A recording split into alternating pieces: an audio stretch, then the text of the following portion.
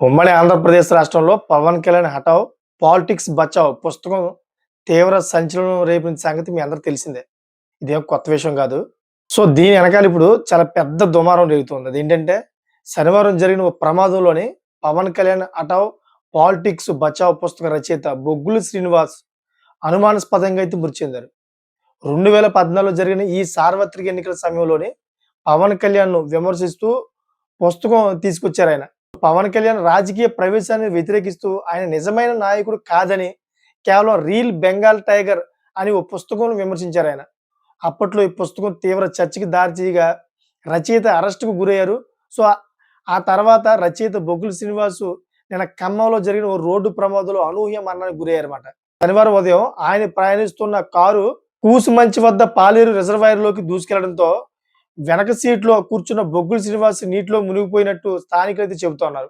అయితే డ్రైవర్ ప్రమాదం నుంచి తప్పించుకొని అక్కడికి నుంచి పరారు కావడంతో ఆయన మరణంపై పలు అనుమానాలు రేకెత్తిస్తున్నాయి. పోలీసులు అనుమానాస్పద మరణంగా అయితే కేసు నమోదు చేసుకొని దర్యాప్తు చేపట్టారు. సో, డ్రైవర్ కోసం గాలింపు చర్యలు చేపట్టారు. కాగా పవన్ కళ్యాణ్ హఠావ్ పాలిటిక్స్ బచావ్ పుస్తకం మాత్రమే కాకుండా జ్ఞానపీఠ అవార్డు గ్రహీత రావూరి భరద్వాజ రచనలపై శ్రీనివాస్ రాసిన అనేక వ్యాసాలను తెలంగాణ ప్రభుత్వం ప్రచురించింది. బొగ్గుల శ్రీనివాస్ మరణం పట్ల ఆయన సన్నిహితులు, సహచర విద్యార్థులు కన్నీరు మున్నీరవుతున్నారు.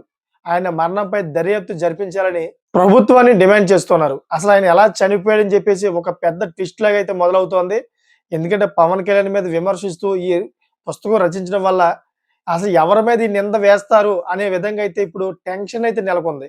అసలు ఇతను చనిపోవడానికి ప్రధానమైన కారణం ఏమిటని చెప్పి పోలీసులు కూడా చాలా డీప్‌గా రీసెర్చ్ చేస్తున్నారు. ఆ డీప్ ఎంక్వైరీలోని ఎవరు బయటపడతారన్నది ఇప్పుడు తీవ్ర ఉత్కంఠంగా ఉంది.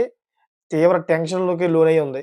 ఎందుకంటే ఇది పొలిటికల్‌కి సంబంధించిన ఇష్యూ కాబట్టి ప్రతి ఒక్కరు కూడా ఆసక్తిగా ఎదురు చూస్తా ఉన్నారు. ఎవరి మీద ఈ బాంబు పడతదని చెప్పి. సో, మీకేమనిపిస్తుంది? ఎవరు చంపారనిపిస్తుంది? అనుమానాలు ఉంటే గనక మీరు కామెంట్ చేయండి. అదేవిధంగా మీకు ఈ వీడియో నచ్చితే గనక లైక్ చేసి, సబ్స్క్రైబ్ చేసి మరి కొంతమందికి షేర్ చేస్తారని కోరుకుంటున్నాను. Thank for watching friends.